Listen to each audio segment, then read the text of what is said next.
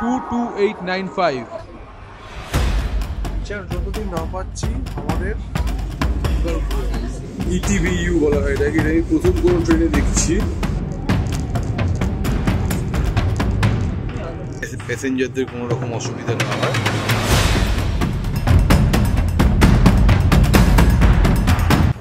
Morning everyone, আশা করবো সবাই খুব ভালো আছো, সুস্থ আছো। আজকে একটা নতুন দিন, তার সঙ্গে নতুন ব্লগে শুরু হচ্ছে। এই মুহূর্তে আমি চলে এসেছি হাওড়া স্টেশনে এবং আজকে আমাদের গন্তব্য হলো পুরী। এই পরিস্থিতিতে হঠাৎ করে পুরী যাওয়ার কারণ একটাই, যে কোম্পানির তরফ থেকে সাইকেল মিটিং রয়েছে। এই সাইকেল মিটিং অ্যাটেন্ড করতেই পুরী যাওয়া। এবং আজকের ভিডিওর বিশেষত্ব হচ্ছে যে বন্দে ভারত এক্সপ্রেস। বন্দে ভারত এক্সপ্রেস আজকে প্রথমবার আমি চড়বো, তোমাদের সঙ্গে সমস্ত ইনফরমেশন শেয়ার করবো। 22895 হাওড়া পুরী বন্দে ভারত এক্সপ্রেস অলরেডি হাওড়া স্টেশনের 19 নম্বর প্ল্যাটফর্মে চলে এসছে। আজকের জার্নিতে আমার কোচ নাম্বার C2, সেটা একদম সামনের দিকে। একটা হেঁটে হেঁটে চলে এসেছি। এখনও অব্দি তো কোনো কলিগের সঙ্গে দেখা হয়নি, সবাইকে ফোন করছি, সবাই ডিরেকশন দিচ্ছি, বুঝতে পারছি না কোথায়। এটাই C2। 50 থেকে 55 আমাদের সিট আছে। চলো যাই।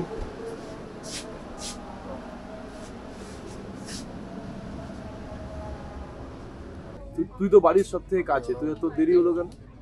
আমি তো লোকাল ট্রেনে আসি, লোকাল ট্রেনটা দাঁড়িয়ে যায় রাস্তায় রাস্তায়, কোনো টাইম লাগে। পৌঁছেছি, এটাই অনেক। আচ্ছা, বল মজা ভাই একদম। কোথায় যাওয়া বসতে দিস খালি, মাঝে মাঝে তাহলেই হবে। প্রথমবার বন্দে ভারত, প্রথমবার বন্ধে ভারত। দেখতে পাচ্ছি বসে পড়েছি পুরো সুন্দর আরাম করে একদম। এই যে ভাই সত্যজিৎ ভাই এখানে এক লাইনে পুরো সিট রয়েছে আমাদের। এই যে আমাদের হেড, আমাদের বস হেরালদা। শুনতে পাচ্ছে না। তো আমরা কত রেডি হয়ে গেছি, সময় হয়ে এসছে, কিছুক্ষণের মধ্যে ট্রেন ছেড়ে দেবে। এক্সাক্ট টাইমেই রয়েছে, আর 5 মিনিট বাকি, 6টা 5 বাজছে এখন। দেখা যাক। একটু এক্সাইটেড লাগছে, কারণ প্রথমবার বন্দে ভারতে একটু এক্সাইটেড আমার লাগছে অবশ্যই। আর তার সঙ্গে একটু ভয়ও লাগছে, যেভাবে ট্রেন উল্টে পাল্টে যাচ্ছে, একটু তো ভয় লাগছে। যাই হোক,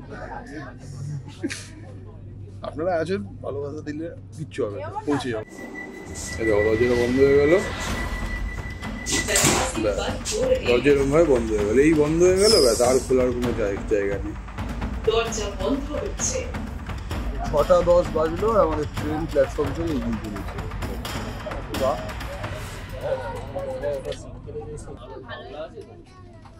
ট্রেন ছাড়তে না ছাড়তেই আমাদের কাছে চলে এলো খবরের কাগজ। শুনলেই তো ভাই বিচার আমাদের পেতেই হবে, একদম। We want justice. বিচার যতদিন না পাচ্ছি আমাদের আন্দোলনটা চালিয়ে যেতেই হবে, নাহলে এই আগুনটা নিভতে দেওয়া যাবে না কোনোভাবে। এই আগুন একবার নিভে গেলে আর প্রোটেকশন থাকবে না কারোর কোনো। একদমই তাই। Thank you. ট্রেন ছাড়ার পরে এসেছিল পেপার, তারপর এসছে জল।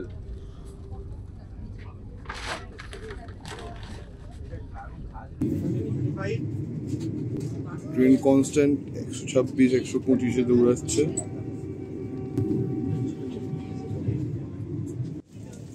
দাদা আমাদের চায়ের জন্য গরম জল দিয়ে যাচ্ছে। হ্যাঁ, ভিডিও দেখাবো তো, আমার চ্যানেলে দেখতে পাবে। তো বন্ধুরা, যেরকম আমাদেরকে খাওয়ার প্লেট দিয়ে গেছিলো, সেরকম এখন খাওয়ার কমপ্লিট হয়ে যাওয়ার পরেই দাদা এসে আবার প্লেট যত্ন করে গুছিয়ে নিয়েও যাচ্ছে।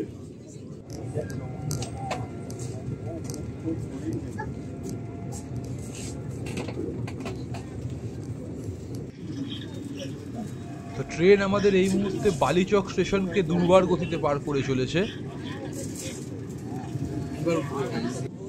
হয়ে হচ্ছে আমাদের টিম, এই টিম যাচ্ছে মিটিং করতে। ভাই দেখে আপনারা আগে দেখেছেন কোথায় বলুন তো? শান্তিনিকেতনের ব্লগে। এই যে মানুষ ভাই ঘুমিয়ে পুরো কাদা, রাতে ভালো ঘুম হয়নি, ওই যে সাহেব চোখে পর্দা দিয়ে দিয়েছে। এই আমাদের হুগো বস। বাহ,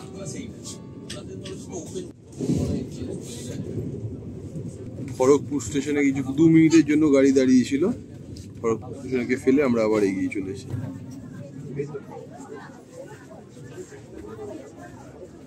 তো বন্ধুরা, খড়গপুর পার করার পরে আমাদের এখন ব্রেকফাস্ট দেওয়া হচ্ছে। ভারতীয় রেল খড়গপুর জংশন স্টেশন থেকে ওঠা সমস্ত যাত্রীদের স্বাগত জানাচ্ছে। ননভেজ তো এই যে দিয়ে দিয়েছে দেখো। সবার আগে একটা ভ্যানিলা মাফিন, আচ্ছা এতে রয়েছে দেখে মনে হচ্ছে পাউরুটি, হ্যাঁ এতে পাউরুটি, এতে ননভেজে আচ্ছা এগ ফ্রাই, তার সঙ্গে পটেটো ফ্রাই, আরও কিছু সবজি দেওয়া রয়েছে, আর এখানে আমুল বাটার,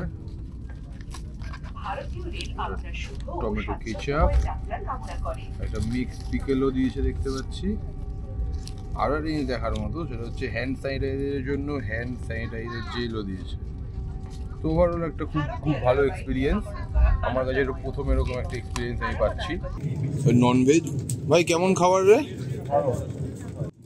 একদম ফ্রেশ পাউরুটি, তখন আমি এটাকে মিক্সড ফ্রুট পিকেল ভেবে ফেলেছিলাম, এখন দেখি না মিক্সড ফ্রুট জ্যাম, এটা দিয়েই খেয়ে নেওয়া যাবে।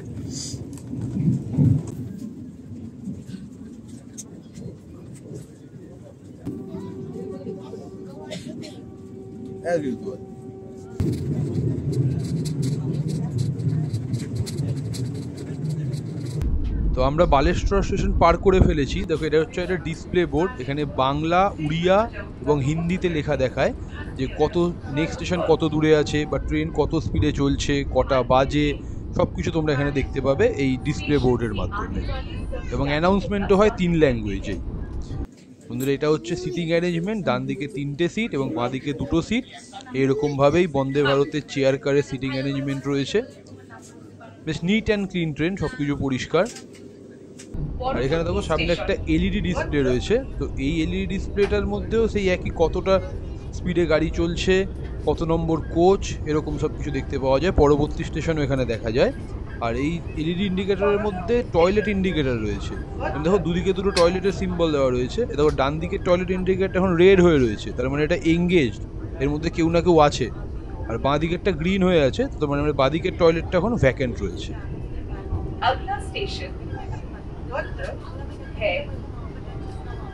একটা টয়লেট,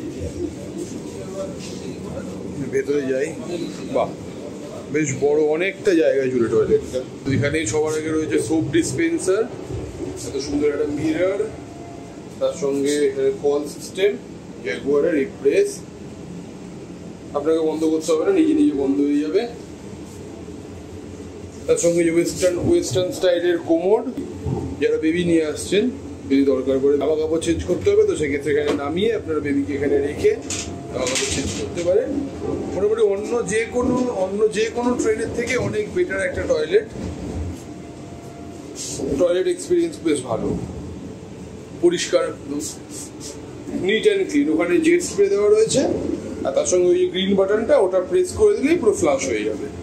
আর এখানে ন্যাপকিন, টয়লেট পেপার। বন্ধুরা এটা দেখো, এটা হচ্ছে ইমার্জেন্সি টক ব্যাক ইউনিট, ইটিবিইউ বলা হয় এটাকে। এটা আমি প্রথম কোনো ট্রেনে দেখছি। কী করে কাজ করে তোমাদের সঙ্গে শেয়ার করি। ধরো কোনো ইমার্জেন্সি যদি হয়, তখন সেক্ষেত্রে সবার আগে তোমাদেরকে এই যে বাটনটা, এই বাটনটাকে প্রেস করে রাখতে হবে। কিছুক্ষণ প্রেস করে রাখার পর যে এলইডিটা আছে, এই এলইডিটা লাল হয়ে জ্বলবে।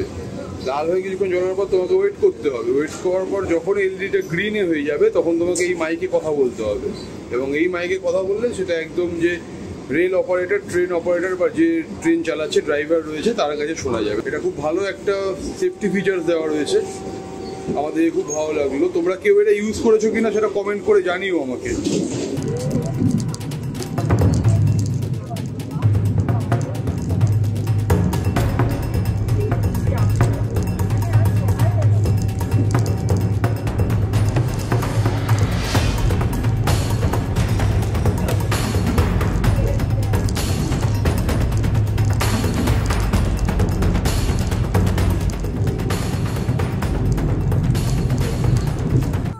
বন্ধুরা 6:10 হাওড়া স্টেশন থেকে রওনা দিয়ে এখন আমরা আমাদের 3 নম্বর হল স্টেশন পার করে গেছি, মানে আমরা ভদ্রক পার করে ফেলেছি। এরপর কেউনঝড় আরেকটা হল্ট আছে। হাওড়া থেকে পুরী এক্সপ্রেসের 499 কিলোমিটার কভার করে এই ট্রেনটি, এবং তার জন্য সময় নেয় 6 ঘন্টা 35 মিনিট। এই ট্রেনে 14টা চেয়ার কার, মানে সিসি কোচ এবং 2টো এক্সিকিউটিভ চেয়ার কাজ, টোটাল 16খানা কোচের গাড়ি, এবং পুরো জার্নিতে এতে 7খানা হল্ট স্টেশন রয়েছে। তো আমরা এই ভদ্রক পার করে এগিয়ে চলি কেওনঝড়ের দিকে, তারপর ভুবনেশ্বর এবং সোয়ান, ফাইনালি আমরা পুরী পৌঁছাবো। মোটামুটি ওভারঅল ট্রেনের মানে ক্লিনলিনেস সব কিছু ভালো, প্রত্যেকটা জায়গায় অ্যানাউন্স করে দিচ্ছি, যেগুলো আপনার সঙ্গে শেয়ার করে রেখেছি অলরেডি।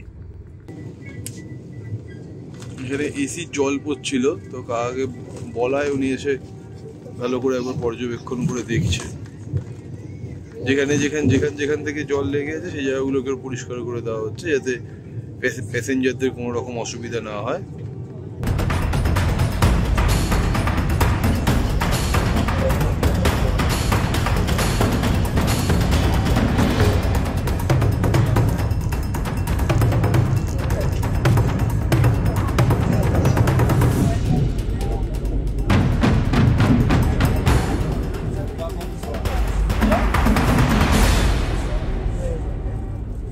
এই ট্রেনে প্রত্যেকটা সিটের ওপরে টাচ সেন্সিটিভ লাইট রয়েছে, দেখো টাচ করলেই লাইটগুলো বন্ধ হয়ে যায়। বাচ্চাটাকে দেখো ও বন্ধ করে দিচ্ছে। ওকে, এটা মহানদী, মহানদী তো এটা। হ্যাঁ, তো বন্ধুরা এই যে নদীটা তোমরা দেখছো আমরা পার হচ্ছি, এটা হচ্ছে মহানদী রুট, উড়িষ্যা কটক। মানে এটা পার হয়ে গেলেই, নদীটা পার হয়ে গেলেই কটক ঢুকবে, কটক জংশন। দেখো পরপর আরো দুটো ব্রিজ দেখা যাচ্ছে, আমরা যেটা দিয়ে যাচ্ছি এটা আপের ব্রিজ, এরপর যেটা দেখতে পাচ্ছ ওটা ডাউনের, আর ওইদিকে দূরে ডবল ব্রিজ রয়েছে, দুটোতেই ওখান থেকে গাড়ি যাওয়া আছে বলছি, ছোট ছোট আমি দেখতে পাচ্ছি ওখান থেকে। এটা পুরো চর হয়ে রয়েছে জায়গাটা, একদম পুরো চরের মানে এই জায়গাটাতে কোনো জল নেই, ওইদিকে জল রয়েছে আর ওইদিকে মাঝখানটা পুরো বালির চর, ওই যে লাল বালি ইউজ হয় সেগুলো কি লাল বালি। বিশাল বড় নদী, বিশাল।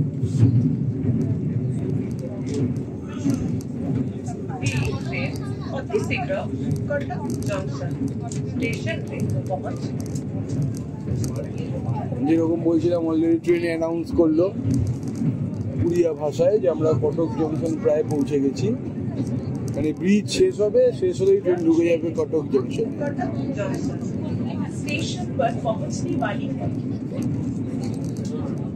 এখনো চলছে।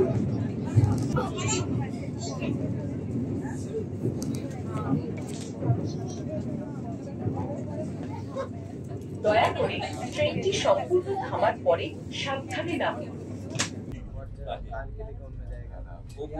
কটক জংশন পার করার পরে কিছুক্ষণের জন্য আমার চোখ লেগে গেছিল, এবং চোখ খুলে দেখি যে আমরা অলরেডি পুরী স্টেশনে ট্রেন পৌঁছে গেছে, এবং পুরী স্টেশনের প্ল্যাটফর্ম নাম্বার 2-তে আমাদের ট্রেন পৌঁছেছে।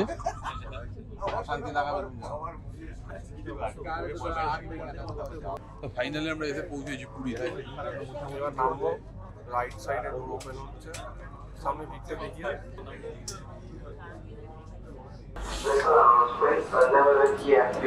এট লাস্ট এসে পৌঁছানো গেছে পুরী স্টেশনে। ট্রেন এখানে লেট, প্রায় আধ ঘন্টা লেট। আর আমাদের এখানে আসার টাইমিং ছিল 12:35-এ, 12:35-এ ট্রেনে ঢোকার কথা, কিন্তু ট্রেন এখন ঢুকেছে, এখন বাজে দুপুর 1:05। বন্দে ভারতে সফর করে আমরা লেট পৌঁছালাম প্রায় আধ ঘন্টা মতো। এমনি বন্দে ভারতে সব কিছু ঠিকঠাক ছিল, বাট ওই এসির জল পড়ছিল, যেটা একটু বিরক্তিকর। অবশ্যই আপনি এত টাকা খরচা করে যখন পিসফুলি যাওয়া আসা করবেন, সেক্ষেত্রে যদি এসির জল আপনার গায়ে পড়ে তো সেটা অবশ্যই বিরক্তিকর বলে আমার মনে হয়েছে। আর এমনি বাকি সব ঠিক, টয়লেট মাঝে মধ্যে অপরিষ্কার হয়ে যায়, বাট তারপরেও আবার একবার ফোন করলে আবার ওরা এসে ঠিক করে দিয়ে যায়। এই ট্রেনে করে আমরা এলাম বন্দে ভারত এক্সপ্রেস। তো বন্ধুরা, আজকের মতো বন্দে ভারতের ট্রাভেল ভিডিও এখানেই শেষ হচ্ছে। তো আপনাদের যদি ভিডিও ভালো লেগে থাকে তাহলে অবশ্যই ভিডিওটিকে একটি লাইক করবেন, আমাকে প্রথমবার দেখে থাকলে চ্যানেলটিকে সাবস্ক্রাইব করবেন। ভালো থাকবেন, সুস্থ থাকবেন, দেখা হবে পরে আবার নতুন ভিডিও। ধন্যবাদ।